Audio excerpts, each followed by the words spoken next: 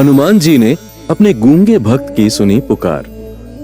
नमस्कार दोस्तों, हम सभी ये भली भांति जानते हैं कि इस कलयुग में इस सृष्टि पर एक ही भगवान सशरीर मौजूद है, वो है हमारे बजरंगबली।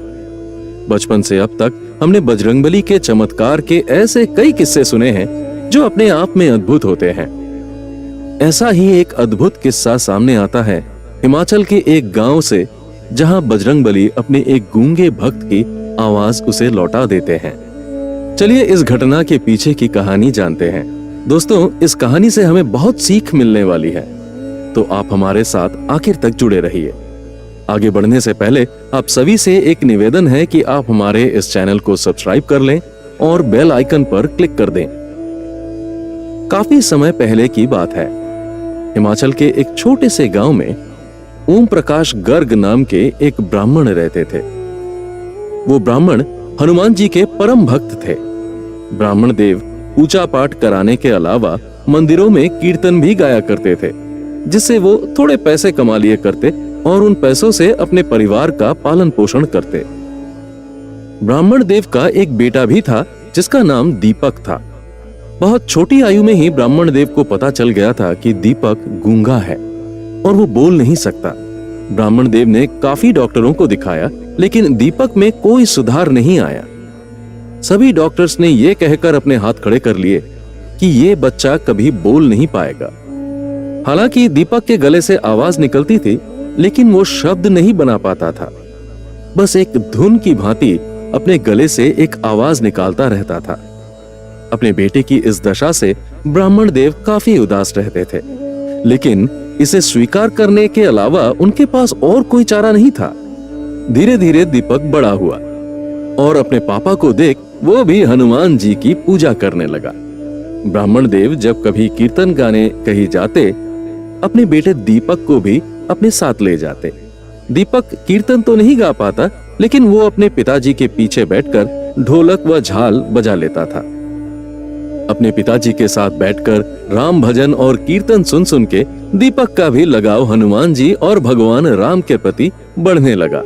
दीपक के मन में हमेशा एक कसक रहती कि वो भी अपने जुबान से व अपने मुख से प्रभु श्री राम का नाम ले पाए, वो भी अपने पिताजी और बाकियों की तरह भगवान का कीर्तन गा पाए।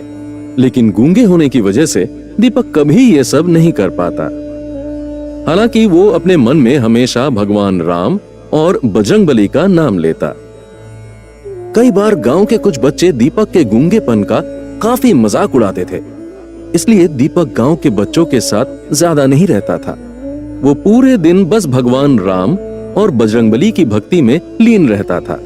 एक दिन की बात है, ब्राह्मण देव पास के एक गांव में कीर्तन गा रहे थे। हमेशा की तरह दीपक अपने पिताजी के पीछे बैठा झाल बजा रहा था।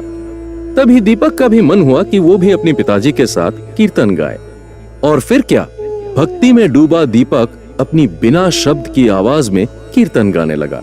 दीपक भगवान राम की भक्ति में इतना लीन हो गया कि उसे ये समझ नहीं आ रहा था कि उसकी बिना शब्द की आवाज औरों को अच्छी नहीं लग रही। तभी दीपक के कानों में एक व्यक्ति की आवाज पड़ी, रुको रुको। वो आवाज सुन दीपक के साथ साथ सारी बैठक भी रुक गई और सभी उस व्यक्ति से पूछने लगे कि क्या हुआ, आपने सभी को क्यों रोका। उस व्यक्ति ने बड़े कठोर शब्दों में बोला कि ये लड़का कौन है, बाहर निकालो इसे, ये हमारे भगवान का अपमान कर रहा है।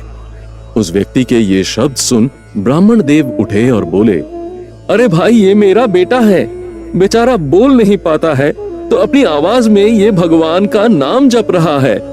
ब्राह्मण देव की ये बात सुन उस व्यक्ति ने कहा, अरे आपका बेटा है तो क्या हुआ, इसे इतनी बुद्धि नहीं है। अगर इसके मुख से भगवान का नाम सही नहीं निकल रहा है तो क्या जरूरत है इसे नाम जपने की।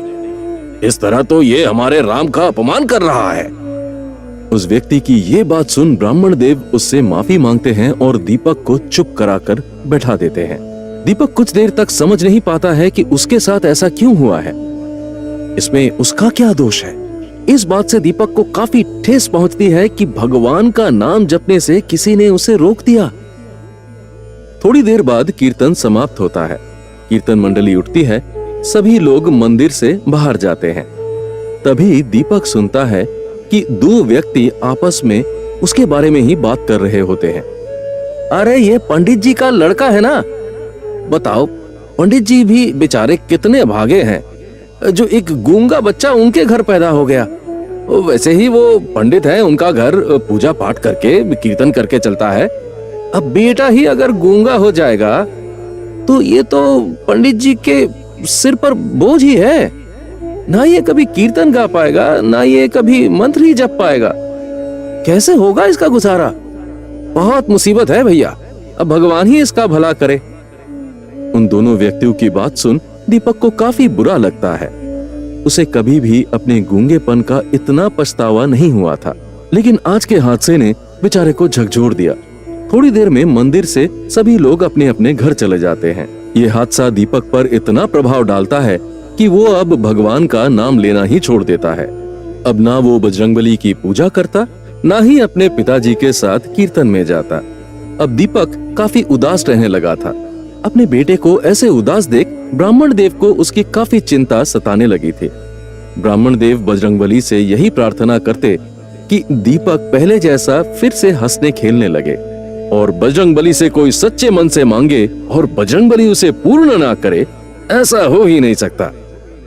एक दिन की बात है, सुबह सुबह के वक्त दीपक बागान से घर की ओर लौट रहा था। तभी उसने देखा कि एक बुजुर्ग साधु राम मंदिर के बाहर बैठकर भगवान राम का भजन गा रहे थे। उन साधु बाबा की आवाज में इतनी मधुरता थी कि दीपक ना चाहते हुए भी उन साधु बाबा के पास जाकर बैठ गया और उनके मुख से प्रभु श्री राम का भजन सुनने लगा। और सुनते सुनते वो भजन में लीन हो गया, और अब वो भी आंखें बंद करके भगवान का नाम गुनगुनाने लगा। धीरे धीरे वो अपनी बिना शब्द की आवाज को ऊंचा करने लगा। थोड़ी देर में ही उसके मन में बैठा वो भय दूर हो गया, और अब दीपक जोर जोर से साधु बाबा के संग राम राम जपने लगा। और जपते जपते अचानक एक चमत्कार हुआ। दीपक के मुख से अब राम नाम का शब्द साफ साफ निकलने लगा। दीपक जो कुछ देर पहले ही बिना शब्दों के सिर्फ एक ध्वनि से ही भगवान का नाम जप रहा था, अब दीपक के मुख से साफ साफ राम राम निकलने लगा। कुछ देर तक राम नाम का जप करने के बाद दीपक को ज्ञात हुआ कि उसके मुख से अब साफ साफ राम का नाम निकल रहा है। और अब जो साधु बाबा उसके साथ राम नाम जप रहे थे, उनकी आवाज आनी बंद हो चुकी थी। अपनी आवाज को सुन दीपक खुशी के मारे आंख खोलता है, और साधु बाबा को ये बात बताने वाला था कि वो देखता है कि साधु बाबा उसके पास बैठे ही नहीं हैं। उसके सामने अब कोई नहीं था, वह अकेला भगवान का नाम जप रहा था। दीपक इधर उधर अपनी गर्दन घुमाता है, लेकिन उसे वे साधु बाबा कहीं दिखाई नहीं पड़ते। लेकिन दीपक ये सब छोड़ राम राम जपता भागता हुआ अपने घर जाता है और सभी को इस चमत्कार के बारे में बताता है। दीपक के मुख से शब्दों को सुन सारा गांव चौंक जाता है, और अपने बेटे को ठीक देख ब्राह्मण देव की भी खुशी का कोई ठिकाना नहीं रहता। अब धीरे धीरे दीपक और भी अधिक शब्द बोलने लगा, और देखते ही देखते कुछ महीनों में ही दीपक एक आम इंसान जैसा बिल्कुल साफ बात करने लगा। किसी को समझ नहीं आया ये चमत्कार कैसा था, लेकिन दीपक सब जान गया था कि वे साधु बाबा और कोई नहीं, स्वयं बजरंगबली थे, जो उसे उसकी आवाज देने आए थे। इसके बाद अब दीपक अपने पिताजी के साथ कीर्तन में जाकर भजन गाने लगा, और बजरंगबली की कृपा से ब्राह्मण देव के घर में सब कुशल मंगल हो गया। दोस्तों, इस कहानी से यह सीख मिलती है कि भगवान शब्दों और मंत्रों के उच्चारण से नहीं, बल्कि भक्ति भाव से प्रसन्न होते हैं। दीपक को भले ही शब्द बोलने ना आते हो, लेकिन उसके दिल में भाव थे, जिस भाव का देख भगवान स्वयं उसकी मदद करने आ पहुंचे। दोस्तों, यह थी हमारी आज की वीडियो। हम आशा करते हैं कि आपको इस वीडियो से कुछ जानने को मिला होगा। अगर आपको यह वीडियो अच्छी लगी तो इस वीडियो को लाइक करें और हमारे चैनल को सब्सक्राइब करें। धन्यवाद। जय श्री राम, जय बजरंगबली।